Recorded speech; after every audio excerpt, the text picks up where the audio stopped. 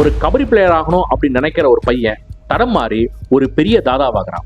அதுதான் லிங்கம் வெப் சீரிஸோட கதை. தன்னுடைய ஊர் சார்பா ஒரு கபடி கேப்டனா இருக்கக்கூடிய ஹீரோ கதிர் வேற ஒரு ஊருக்கு போய் கபடி விளையாடுறார். அங்க 2 குரூப்புக்கு நடுவில் நடக்கிற சண்டையில ஒரு கொலை விழுது. அந்த கொலைய கதிர் தான் பண்ணார் அப்படின்னு பழி போடப்பட்டு ஜெயிலுக்கு போறார். ஜெயில இருந்து ஜாமீன்ல வெளில வரவருக்கு தன்னுடைய வீட்டிலேயே பெரிய மரியாதை இல்லை. ஊர்ல எங்க போனாலும் அவரை யாரும் மதிக்க மாட்டாங்க. போலீஸ் அடிக்கடி வந்து அவரை மிரட்டிட்டு போகுது. தேவையில்லாத கேஸ்ல எல்லாம் அவரை இன்வால்வ் பண்ணி பெரிய குடைச்சல் கொடுக்குது. இதுல இருந்து வெளில வரணும் அப்படிங்கிறதுக்காக அந்த ஊர்ல இருக்கக்கூடிய ஒரு பெரிய ரவுடி குரூப்ல போய் வேலைக்கு சேர்றார் கதிர். அங்க இருந்து அவர் லைஃப் யூட்டர்ன் எடுத்து பல பெரிய சம்பவங்கள் நடக்குது. அதை ரத்தம் தெறிக்க சரளமான கெட்ட வார்த்தைகளோட இந்த லிங்கம் சீரிஸ் சொல்லுது. லிங்கம் அப்படிங்கிற ஒரு இன்னசென்ட் இளைஞனாகவும் ஒரு பெரிய கேங்ஸ்டராகவும் இந்த சீரிஸ் முழுக்க கதிருடைய பர்ஃபார்மன்ஸ் டாப் லெவல். ஆர்யாவோட தம்பியான ஷாக்கிர் இந்த படத்துல கதிரோட ஃப்ரெண்டை நடிச்சிருக்காரு. கதிருக்கும் அவருக்கும் இருக்கிற நட்பு ரொம்ப டீட்டெயிலிங்கா இந்த படத்தை சொல்லப்பட்டிருக்கு.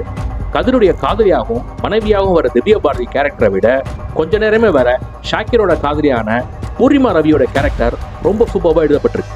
1980 மற்றும் 90களில் தென் மாவட்டங்களில் கபடி விளையாட்டு அப்படிங்கிறது அங்கே இருக்கக்கூடிய இளைஞர்களுக்கு விளையாட்டை மட்டும் இல்லை, எதிர்கால வாழ்க்கையாகவும் இருந்திருக்கு.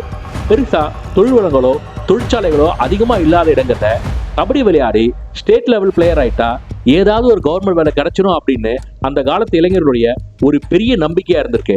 அதை இந்த சீரீஸ்ல அழகா பதிவு பண்ணியிருக்கார் டைரக்டரான லக்ஷ்மி சரவணகுமார். ஆத்தங்கரையோரம் பனைமரத்துக்கு கீழே கோவிலுக்கு பக்கத்துல அப்படின்னு சொல்லிட்டு கூட்டமா இளைஞர்கள் கபடி விளையாடுறது அந்த காலத்துல ஒரு வழக்கமா இருந்தது. அதையெல்லாம் இந்த சீரீஸ்ல தத்ரூபமா சொல்லப்பட்டிருக்கு.